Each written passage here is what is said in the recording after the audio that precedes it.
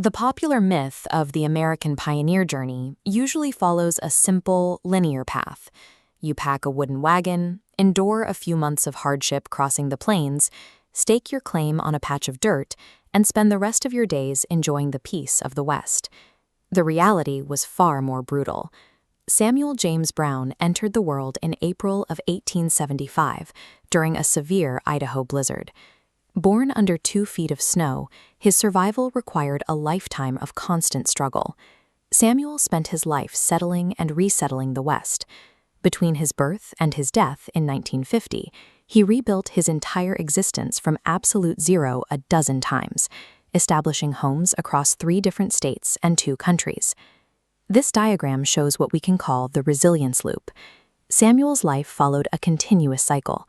He would achieve financial establishment, suffer a catastrophic loss, and then begin the grueling process of reinvention. Surviving the frontier required immense physical stamina. But more importantly, it required the psychological endurance to watch everything you own vanish and wake up the very next morning ready to start over. Samuel's trials began early. His mother died, leaving behind a 5-day-old infant, instantly thrusting young Samuel into the role of a primary earner for a grieving family. He spent his childhood taking on extreme manual labor. He broke wild broncos and hauled heavy ore out of the mountains, work that rapidly wore down his young frame. His first total reset was physical. The heavy work and poor food triggered a severe case of inflammatory rheumatism. Samuel lost the ability to walk entirely, spending 9 straight months bedridden in the back of a wooden wagon box. Unwilling to remain helpless, he initiated his first reinvention. As soon as he could sit up, he apprenticed himself to a cousin and learned the shoemaking trade, securing a way to generate income without needing the use of his legs.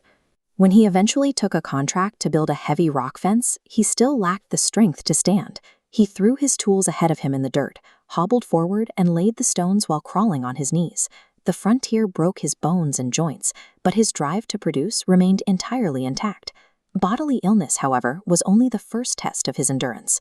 By his 30s, Samuel had built a substantial fortune in Colonia Trichupa, Old Mexico.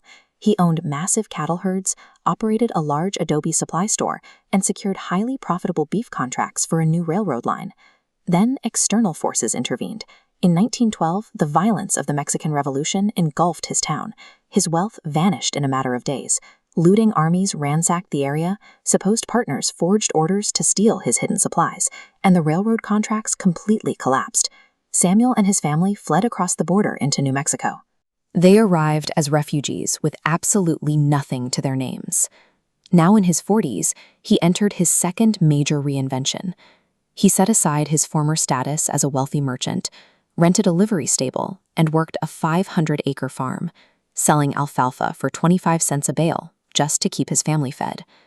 Decades of intense labor and accumulated capital were erased in an afternoon by political instability. The frontier was entirely unforgiving to those who couldn't adapt to sudden, total ruin. Over the next few decades, Samuel clawed his way back to financial stability, building up new dairies and farms across the American Southwest. But he soon faced an enemy he couldn't outwork.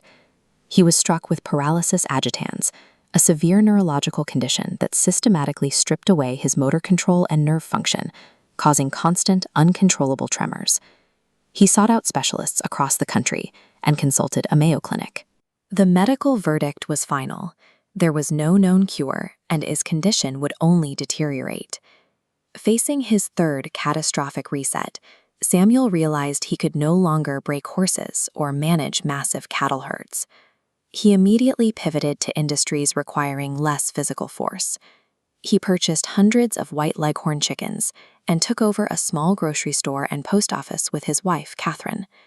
Even in his weakened state, he maintained a profitable poultry operation.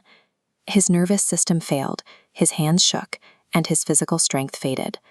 Through it all, his instinct to provide remained completely untouched. Nature, war, and disease repeatedly forced his score back to zero. Yet Samuel survived long enough to see his children educated, sent on missions, and settled into prosperous lives of their own. When we look back at the pioneer era, it's easy to measure success by the acreage claimed or the size of the estate left behind. Samuel's wealth was never his cattle, his adobe stores, or his land. Every one of those assets proved temporary and easily destroyed. His actual legacy was an unkillable capacity for work and a deep devotion to his community. In his final years, he freely donated seed to local widows and spent his remaining energy building up his congregation. The frontier eventually took everything Samuel built, yet he spent every morning picking up a hammer to begin again. That speed, the immediate pivot to reconstruction, is the final measure of resilience.